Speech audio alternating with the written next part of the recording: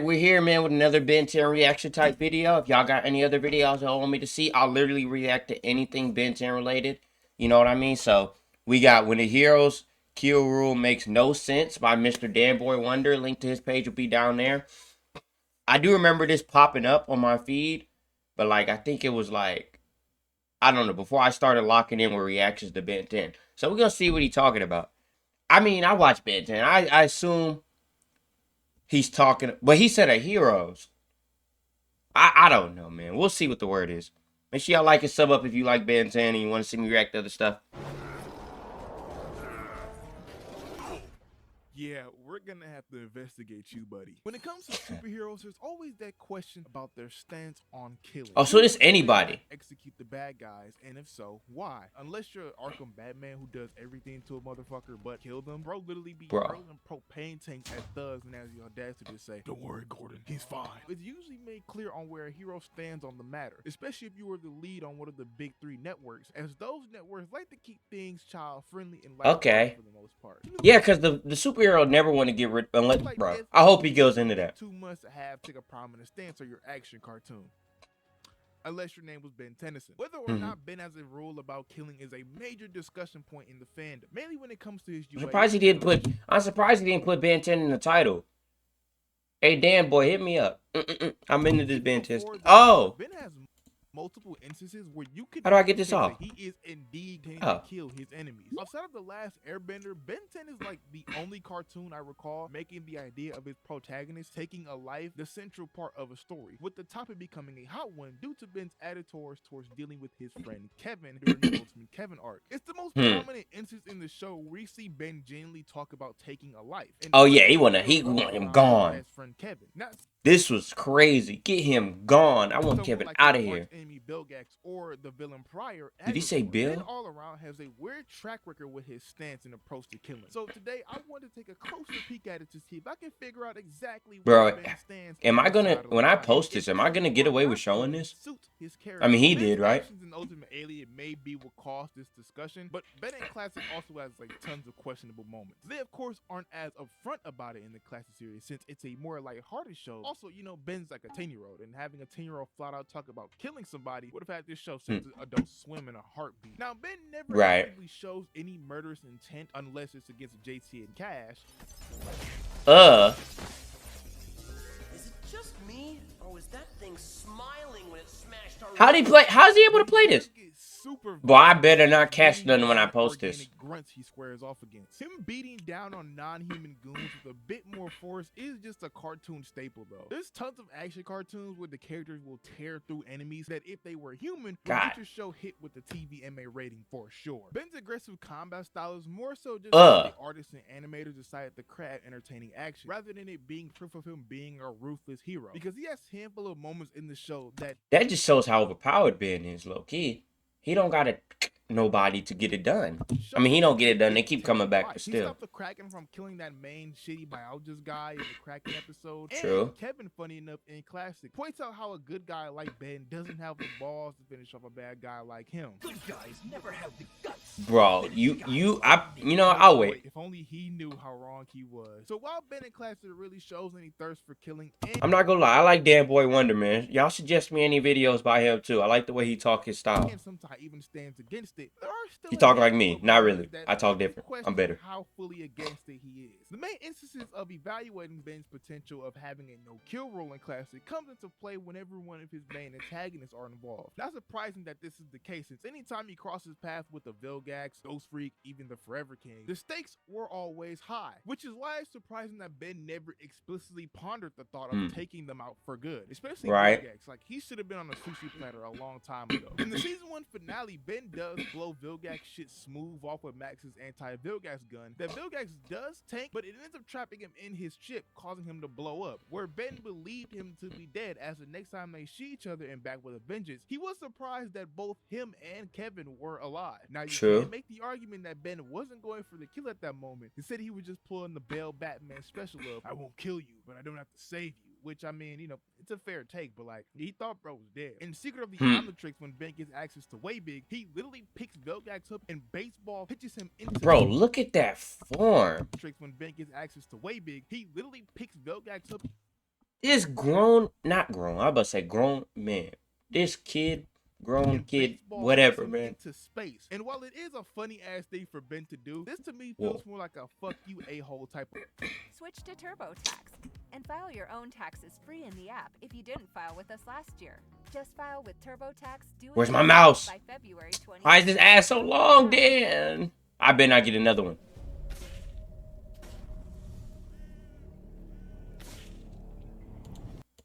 Act. Instead of a flat out When I get ads, I'm I can't spamming give them. him that same pass though when it comes to Camille's parents, Ghost Freak, the mycelium, or the big tick. Ben knew Zascare's weakness was sunlight, so he proceeded to willfully engulf him in sunlight. And yes, Zascare does survive this, but when Ghost Freak returns, Dr. Victor says that Ben thought he had destroyed Zascare. It is where you believe you destroyed my master. You were wrong. So, yeah, I'm saying Ben thought he killed him. Same goes for the mycelium, you know, the giant fungus from Camp Fear that Ben killed with some powder Max gave him for his athlete's foot. If you just look at how that thing went out and the fact that, like, it never returns or is referenced, it's safe to say that Ben killed that thing. During the episode Big Fat Alien Wedding, when fighting Camille's Lenopan parents, Ben's Heat Blast ends the fight by completely hard. Yeah, he be taking out everybody. What you talking about, man? What makes it so crazy is that Camille sees Ben do this to her parents and she just like fucking jokes about it. Little big for the wedding cake.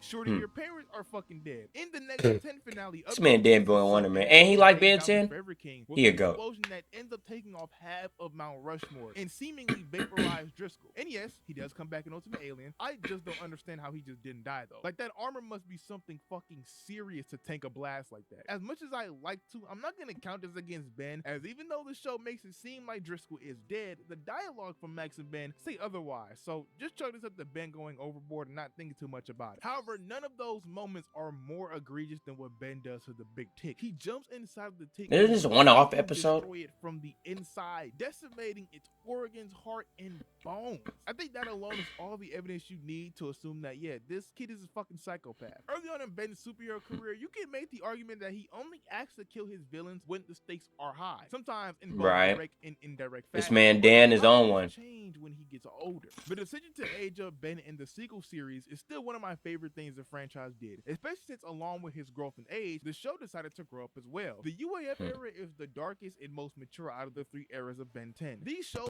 Dan is right.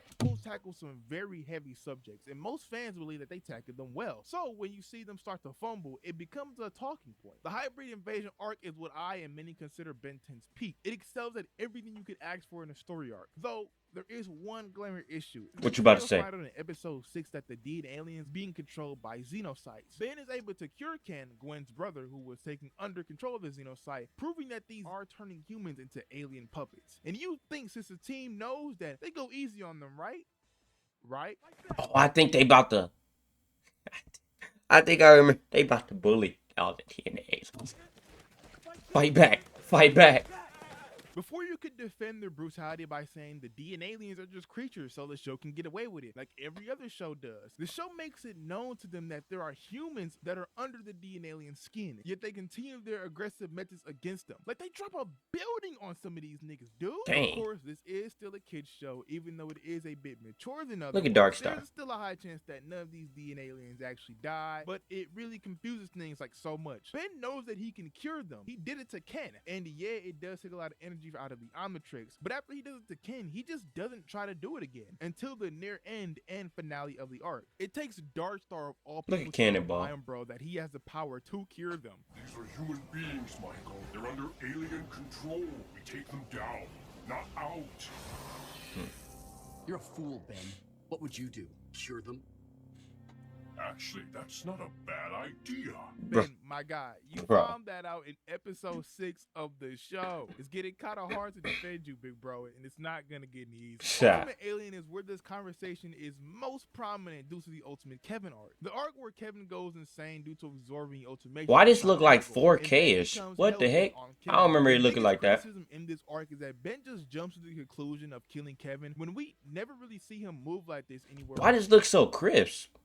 Dan, what you got going on over there? prior in the show. He doesn't act like this against Vilgax or even the Hybrid last series. The closest we ever see Ben act like this was against the previous villain Agrigor, when he full sended an ass whooping on him, where Ben intended to finish him off if Gwen didn't intervene. Still, that doesn't compare to Ben in this arc, because once he accepts the reality of killing Kevin at the end of Nor Iron Bar's Cage, he starts to move different. I'm talking using the Plumber Academy and his rookies to soften up Kevin for an easy kill, challenging Gwen in both arguments and a fight where he uses way big against her to prove his point on taking out Kevin, going around to interrogate the Knights and Volcanus about Kevin's whereabouts like he's the fucking Batman. Even telling Grandpa Max that he believes putting Kevin down is what he has to do, and he's giving it real thought and already came to his conclusion. In the iconic Max agreed. Ben uses Bro, I'm not tripping. Why that looks so HD and clear? Maybe it just looked like that on my computer. Sonic Doom, just to show that like he is not fucking around. He gets moments, and I mean moments, away from killing Kevin. And if not for Gwen stepping in, I wholeheartedly believe Ben would have done it, no question. Another famous episode, The Purge,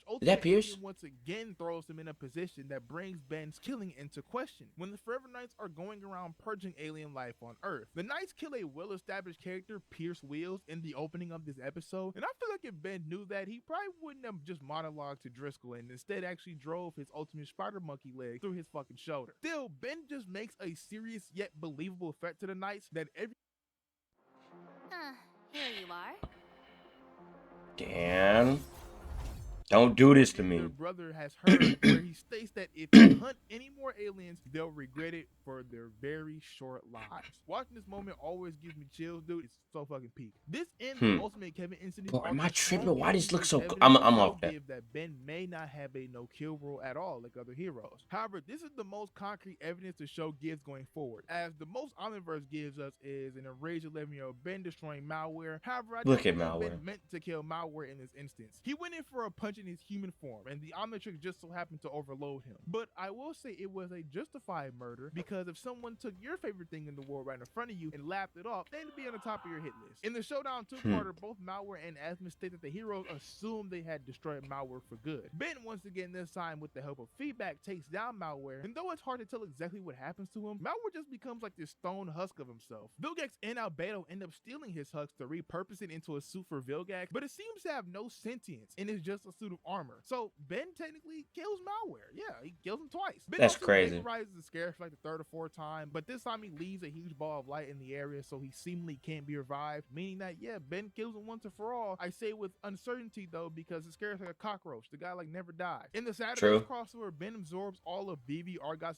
energy. That I remember the exact Saturday, dude. like Man. life energy, and afterwards Argos just falls to the ground, and that's it. We don't see him taken into Plumber custody, base, or anything. So kind of like the Forever King before his UA appearance, it's up to interpretation on if Ben slimed out Argos. You know, he killed Saturday's big bad. Lastly, there's the final big bad of Omniverse, Mountain Truant, who at the end of the show gets destroyed after Ben fires the big bang at him. Like, he explodes and all of his pieces scatter on the ground. Though Paradox comes in to reveal that Mount Truant is like stuck in a time loop that endlessly repeats. So does Ben Did they have an alien kill him? It's fucking confusing. To be honest, we'll just ignore Mount Truant since, like, I mean, the fandom does that already. Being the least series of the 4 Prime shows, I'm not surprised that Omniverse doesn't Look at Ultimate Gravitate. seeds about Ben's stance on killing that we saw in Ultimate Alien. There's still one more scene I haven't looked at for this conversation. In the classic episode Ben 10,000, arguably a top 5 episode of classic, where Ben meets his future self. In the episode, there's a scene where Ben 10K says to young Ben and Gwen, "What about Vilgax?" Last I saw of him, I left him in pieces. It wasn't Dang. pretty for anyone.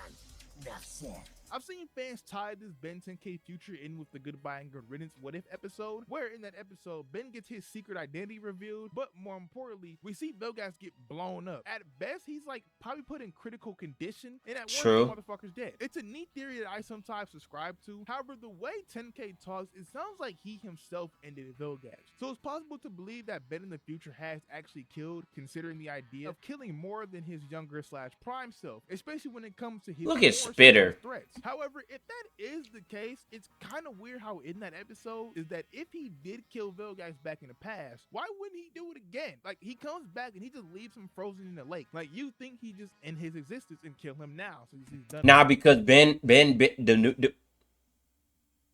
Ben now, like the Ben Prime that he got in his head, and he said, nah, you got to be good now. So I think that got to him early, and so he didn't want to take him out. Overall, if you were to come up to me on the street and ask me, do you believe Ben kills? I would respond to you with it just depends. Ben, to me, does have a rule when it comes to killing, and that he will most definitely kill if he himself deems it necessary, which applying it to other moments in the show make his past actions, at least to me, make a lot more sense. Ben had just got his ass handed to him by Agagor throughout season 2 of Ultimate Alien, to the point where the bad guy almost won. After that, it made sense that Ben doesn't want to make that same mistake again of letting the villain cause all this damage, so he seeks out to kill Kevin before he ends up causing any of that chaos. The Scare personally put Gwen in danger in his first appearance, and unlike other villains, he didn't just want the Omnitrix from Ben, he wanted like Ben in general, making his threat to Ben a lot more fearful. So I mean, like, yeah, we gotta kill his ass. The Big Tick and the Mycelium were going to destroy the planet, so in that case, you have no other choice really. And Malware is Ben's most personal villain. He took something from Ben that couldn't be replaced. So in order to stop Malware from causing any more pain to anyone, yeah, Ben turned him into a fucking husk. You know? Right. In all those same sentiments, I don't believe Ben looks to kill. He spared plenty of his enemies, even his worst enemy of them all, Vilgax.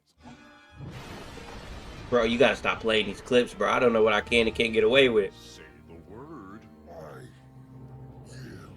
That's right. You do. You can see that same will again in Ultimate Kevin's first real episode, as he doesn't immediately fight Kevin to kill him. It's only at the end of the episode where he comes to the conclusion that Kevin may be a lost cause. I think we're past that. I think we have to put him down. What's that supposed to mean? And I think that's That was a Eric crazy more than scene. leaning heavily one way. Like, he's not Batman with the firm reasons to stand against the thought of killing, nor is he someone like Wolverine who would just, kill for fun and shit. If Ben believes a situation can be handled without extreme violence, then that's how he'll try to handle it. However, Ben's main goal as a hero is to protect all forms of life, the universe, in fact, against anyone who threatens it. And while he does carry immense power, sometimes there's a threat that may be too much, meaning there's no other way to handle him but the extreme. That's my take, at least. And I would love to hear what you all think. Do you think Ben actively has a strict no kill rule, or do you think he looks to kill his enemies? If you enjoyed this video, consider hitting that like button and subscribing to the channel for more content. Okay, Mr. Dan, this is a really good video.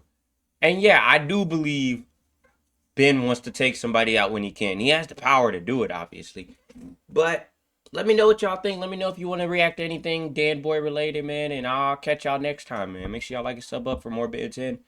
Because this video is pretty cool, Dan.